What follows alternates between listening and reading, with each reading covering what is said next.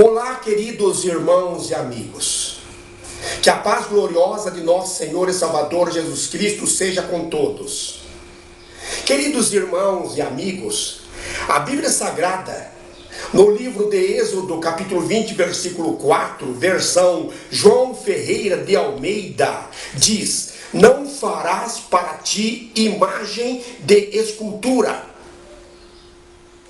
Na verdade, o que a Bíblia está dizendo é: não farás para ti imagem de ídolos, como realmente está escrito na Bíblia em hebraico, cuja palavra usada é fecel ou pesel, que significa ídolos. Pes significa imagem e el significa Deus, igual a ídolo. James Strong, em sua concordância bíblica publicada em 1890, registra isso. O que aconteceu foi o seguinte: o povo de Israel ficou 300 anos lá no Egito como escravos. E os egípcios adoravam vários deuses, os quais tinham suas imagens espalhadas por todo o território egípcio. E esses deuses eram objeto de culto e adoração. Deus, o Todo-Poderoso, não queria que eles fizessem imagem de ídolos egípcios, assim como não quer que façamos hoje imagem de ídolos, e muito menos venhamos a adorá-los. Quando o povo de Israel desobedeceu essa ordem de Deus e fez um ídolo, um bezerro de ouro, o bezerro era um deus egípcio, Deus reprovou severamente. Leiam, por gentileza, em Êxodo capítulo 32, do versículo 1 ao versículo 10. Queridos irmãos e amigos, prestem atenção no que eu vou lhes dizer.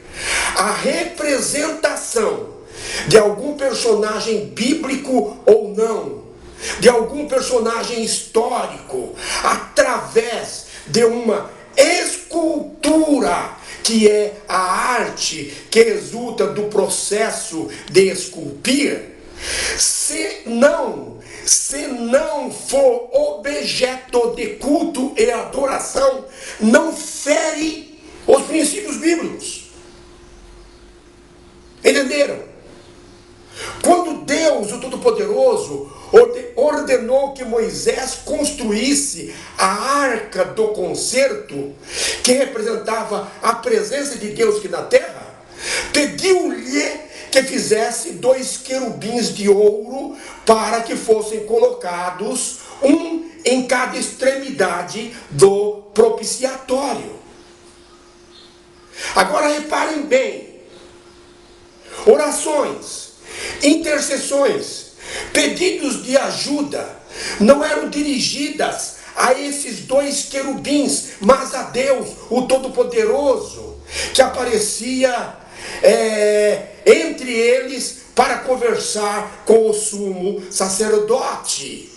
Esses 2 querubins não eram objeto de culto e adoração.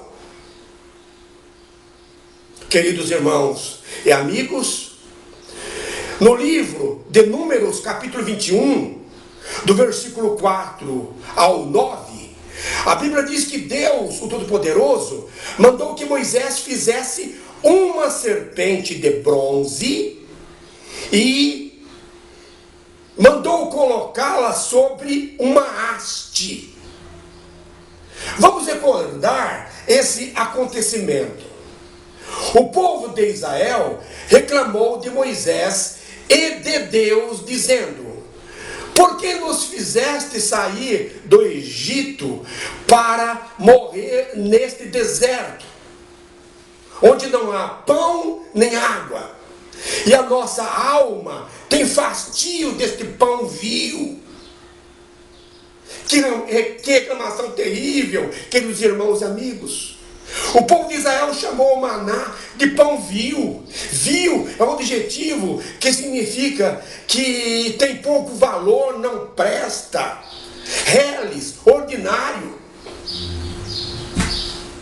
Então, o Senhor Deus os castigou, enviando serpente abrasadora que mordiam o povo de Israel, e muitos morreram. O povo de Israel, arrependido, pediu que Moisés intercedesse por eles junto a Deus. Como Deus é misericordioso, compassivo, perdoou-os e disse para Moisés fazer uma serpente de bronze e colocá-la sobre uma haste, para que fosse bem vista. Quem fosse mordido por uma serpente e olhasse para aquela serpente de bronze erguida em uma haste, viveria. Queridos irmãos e amigos, preste atenção e muita atenção no que vou lhes dizer. Muitas coisas que Deus fez no Antigo Testamento eram sombras, tipos, figuras que iriam ser cumpridas em Cristo. Vejamos rapidamente alguns exemplos.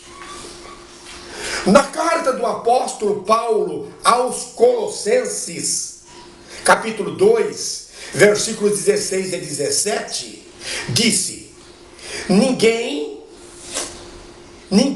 vos julgue, Paulo dizendo, ninguém vos julgue por causa de comida, bebida, ou dia de festa, ou lua nova, ou sábados, porque tudo isso, olha aí, porque tudo isso tem sido sombra das coisas que haviam de vir, porém o corpo é de Cristo. Paulo está falando aqui da lei cerimonial, Esses sábados que ele cita aqui são os 7 sábados cerimoniais. Não está falando do sábado semanal. O sábado semanal foi abençoado e santificado por Cristo lá no jardim do Éden, antes da queda do homem. O apóstolo Paulo, na carta aos Romanos, capítulo 15, versículo 4, disse: Tudo o que dantes foi escrito para o nosso ensino foi escrito. E no Evangelho segundo João, capítulo 3, versículos 14 e 15, Jesus, o Cristo, disse para Nicodemos: E do mesmo modo, porque Moisés levantou a serpente no deserto, assim importa que o Filho do Homem seja levantado, para que todo o que nele crê tenha vida eterna. Como podem perceber, queridos irmãos e amigos, Deus, o Todo-Poderoso, não ordenou que Moisés fizesse um ídolo para o povo adorar, mas que fizesse um símbolo para o qual eles podiam olhar e assim serem curados. Aquela serpente de bronze não tinha nenhum poder outorgado, concedido por Deus para curar as pessoas que fossem mordidas por serpentes. O povo não fazia orações, pedidos de intercessão àquela serpente de bronze. Enfim, queridos irmãos e amigos, ela realmente não passava de um pedaço de bronze numa haste. Era apenas e tão somente um símbolo. E essa simbologia apontava para Jesus, o Cristo. Como assim? Como assim? Jesus está sendo comparado com uma serpente? É claro que não. É claro que não. Não é isso que Jesus disse a Nicodemos lá no Evangelho segundo João, capítulo 3, versículos 14 e 15. Então como é que é? As pessoas que eram mordidas por uma serpente contemplavam a serpente de bronze erguida no deserto, símbolo usado por Deus, e saíam curadas. Apontava para Jesus, porque do mesmo modo era preciso que Jesus, o Cristo, fosse levantado, erguido numa cruz lá no monte chamado Gólgota, para que todo aquele que nele crê tenha vida eterna. Nós podemos dizer também que as pessoas picadas pelas serpentes eram um símbolo das pessoas picadas pelo pecado. E quando aquelas pessoas contemplavam a serpente de bronze, com certeza vinha à memória a serpente que picou Adão e Eva lá no jardim do Éden, e conscientizavam-se de que só Deus, através de Jesus Cristo, podia salvá-los. A mesma coisa aconteceu com o general sírio Naamã, que procurou o profeta Eliseu para ser curado da sua lepra. Vocês conhecem bem a história. A história diz que o profeta Eliseu nem o recebeu. Mandou um recado pelo seu empregado para que o general sírio Naamã fosse até o rio Jordão e mergulhar 7 vezes. O general sírio, reclamando da receptividade que teve e querendo voltar para a Síria, foi incentivado pelo seu subalterno para que obedecesse. Já que estamos aqui, obedece e vai lá. Foi então até o rio Jordão e mergulhou 7 vezes e saiu curado. Isso não quer dizer que o rio Jordão era sagrado. Não era sagrado e não é sagrado. Queridos irmãos e amigos, o povo de Israel não entendeu essa simbologia de Deus. Quase 700 anos depois encontramos o povo de Israel no reinado do rei Ezequias, queimando incenso e adorando a serpente de bronze que chamavam de Neustã. Mas o rei Ezequias, o rei fiel a Deus, acabou definitivamente com essa idolatria. Meus queridos irmãos e amigos, para finalizar, hoje, lamentavelmente, nos deparamos com a mesma situação. Nós temos milhões e milhões de pessoas adorando Maria, os apóstolos e outros que chamam de santos. Apesar da Bíblia Sagrada dizer enfaticamente que eles não podem fazer absolutamente nada, porque estão na sepultura aguardando o grande chamado ao som da 7ª e última trombeta. Está bem claro na palavra de Deus, nas Escrituras. Nós temos milhões e milhões de pessoas adorando animais e até o diabo. Católicos, evangélicos e protestantes têm a Bíblia como a única fonte de regra, vida e conduta. Então por que não ensinam como está escrito? Esse, meus queridos irmãos, é o nosso compromisso compromisso ensinar como está escrito, sem distorcer a verdade.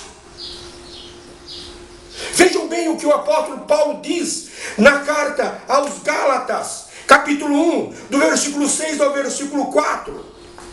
Admira-me que estáis passando tão depressa daquele que vos chamou na graça de Cristo para outro evangelho, o qual não é outro, senão o que há alguns que vos perturbam e querem perverter o evangelho de Cristo. Mas ainda que nós, ou mesmo um anjo vindo do céu, vos pregue outro evangelho que vá além do que vos tenho pregado, seja anátema. E repetiu, assim como já dissemos, e agora repito, se alguém vos pregar outro evangelho que vá além daquele que recebeste, seja anátema. Infelizmente, irmãos e amigos, é o que mais vemos hoje em dia. Mas o nosso compromisso é com a verdade. A verdade. Que Deus, o Todo-Poderoso, derrame ricas e copiosas bênçãos sobre os irmãos e amigos. Escutem com muito cuidado e reflitam sobre tudo que nós dissemos. Amém.